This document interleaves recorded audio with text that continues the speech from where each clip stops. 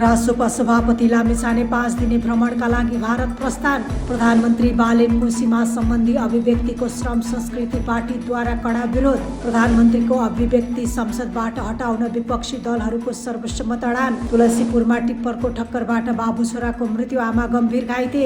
10 वर्ष यताकै सानो र सन्तुलित बजेट ल्याएको अर्थमन्त्री वाग्लेको दाबी। मलेसियामा 16 वर्ष मुनिका बालबालिकालाई सामाजिक सञ्जालमा प्रतिबन्ध। काठमाडौँ महानगरको कक्षा 11-12 छात्रवृत्ति परीक्षामा 14,000 बढी उत्तीर्ण। ज्यानको बाजी थाप्ने गोताखोरको भत्ता दैनिक 200 मात्र। पलायन हुने खतरा बढ्यो। प्रधानमन्त्री बालेनको सीमा सम्बन्धी अभिव्यक्ति कूटनीतिक अपरिपक्वता र राष्ट्रिय हित विपरीत, एमालेको भनाई।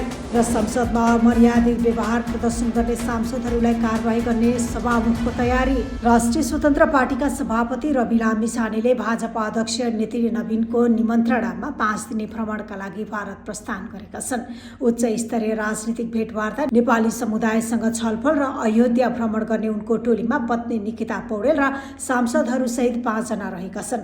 भ्रमणको समन्वय नयाँ दिल्ली स्थित नेपाली दूतावासले गरेको छ। प्रधानमन्त्री बालेन्द्र शाहको नेपालले पनि भारतको जग्गा मिचेको भन्ने अभिव्यक्तिको श्रम संस्कृति पार्टीले तीव्र विरोध गरेको छ।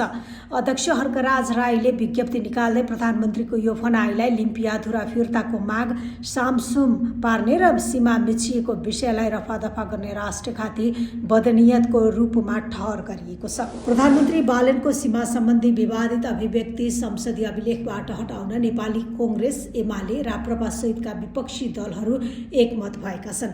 कांग्रेसको अगुवाईमा सिंहदरबारमा बसेको बैठकले संसदको कार्यसूची अगावै यस विषयमा कडा आवाज उठाउने रणनीति तय गरेको छ। आजै अर्थमन्त्री वाग्लेले बजेटमाथि छलफल सुरु गराउने कार्यसूची रहेको छ। दाङको तुलसीपुरमा सोमबार बिहान टिप्परले मोटरसाइकललाई ठक्कर दिँदा 2 जनाको मृत्यु भएको छ।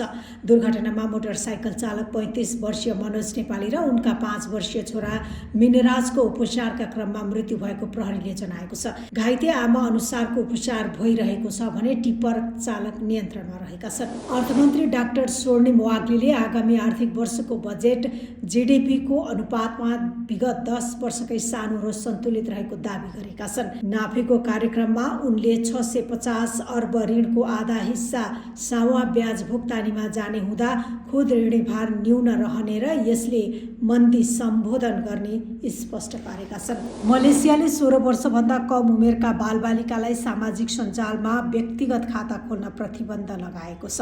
बालबालिकालाई डिजिटल जोखिमबाट जोगाउन ल्याइएको यो नियम उल्लङ्घन गर्ने कम्पनीहरूलाई 1 करोड रिङ्गिटसम्म जरिवाना हुनेछ। यद्यपि नियम छल्ने बालबालिकाका अभिभावकहरूलाई भने कुनै कानुनी कारबाही गरिने छैन। काठमाडौँ महानगरपालिकाले लिएको कक्षा 11 र 12 को छात्रवृत्ति छनौट परीक्षामा 14,057 जना विद्यार्थी उत्तीर्ण भएका छन्।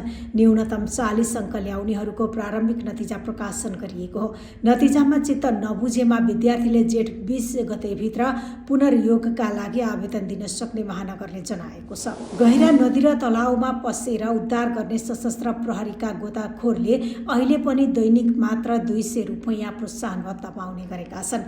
न्यून भत्ता र आवश्यक उपकरण अभावले यो पेसाबाट पलायन हुने जोखिम बढेपछि चितवनमा आयोजित 10 दिने तालिममा सरकारवालाहरूले भत्ता पुनरावलोकन र मनोबल बढाउन ध्यान आकर्षण गराएका छन्। प्रधानमन्त्री बालेन्द्र शाहको नेपालले पनि भारतको जग्गा मिचेको भन्ने अभिव्यक्तिप्रति नेकपा एमालेले कडा आपत्ति जनाएको छ।